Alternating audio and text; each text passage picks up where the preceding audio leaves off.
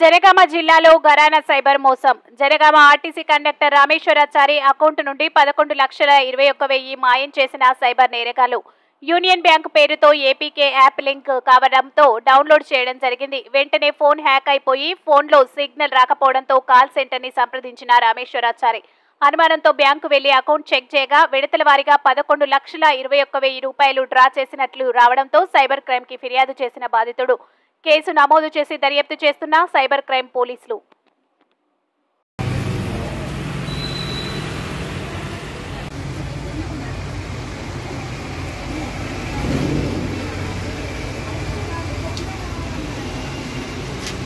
Central bank account కొట్టిండు.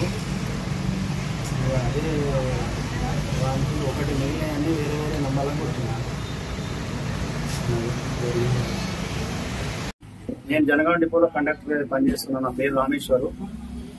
మా union bank మా అకౌంట్స్ లింక్ అయి ఉంటాయి కాబట్టి నిన్న నాకు ఒక సాయంత్రం ఒక లింక్ వచ్చింది.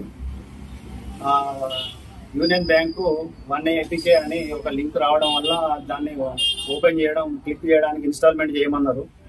ఇన్స్టాల్మెంట్ చేయడం వల్ల నా వయోమ్ ఓపెన్ అయింది. వయోమ్లో నాకు డీటెయిల్స్ పెట్టమని చెప్పినాక డీటెయిల్స్ పెట్టడం జరిగింది.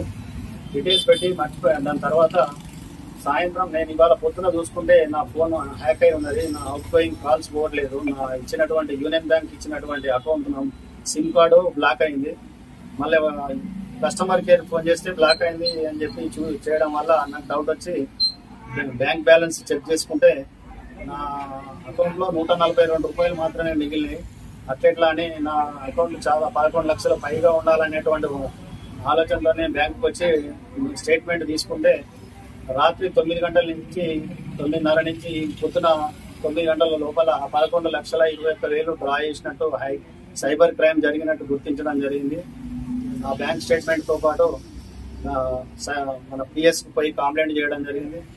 1930కు కంప్లైంట్ చేసి వాళ్ళు రిజిస్టర్ చేసిన నా కేసును వాళ్ళు కూడా స్పందించి ఆ సైబర్ క్రైమ్ ఆయన అందులో నెఫ్ట్ 2 లక్షల రూపాయలు సెంట్రల్ బ్యాంక్ చెన్నై సీతపూడూరు అనేటువంటి బ్యాంక్ అకౌంట్ కు నెఫ్ట్ కొట్టినట్టు బ్యాంక్ వాళ్ళు ఇచ్చారు. మిగిలిన అన్ని వేరే నంబర్ల నుంచి ఇచ్చారు. అవన్నీ 1930 సైబర్ క్రైమ్ నుంచి నాకు మెసేజ్ కూడా వచ్చింది. 1,37,000 హోల్డ్ చేసినామని. మిగిలిన విషయాలన్నీ ఇక్కడ లోకల్ పిఎస్ లో కంప్లైంట్ చేయడం జరిగింది. ఈ విధంగా మోసం చేస్తున్నారు సైబర్ క్రైమ్ మోసగాళ్ళు. దయచేసి గుర్తించి నాలాగా మళ్ళీ మీరు మోసపోకూడదు అనేటువంటి ఉద్దేశంతో మీ ముందుకు రావడం జరిగింది. ఈ ప్రాంత ప్రజలు కానీ వేరే సైబర్ క్రైమ్ జరగకుండా జాగ్రత్త పడతారని నేను కోరుకుంటున్నాను. దయచేసి ఇట్లాంటి యాప్లు మీరు కూడా డౌన్లోడ్ చేసుకోకుండా జాగ్రత్త పడాలని నా మనవి.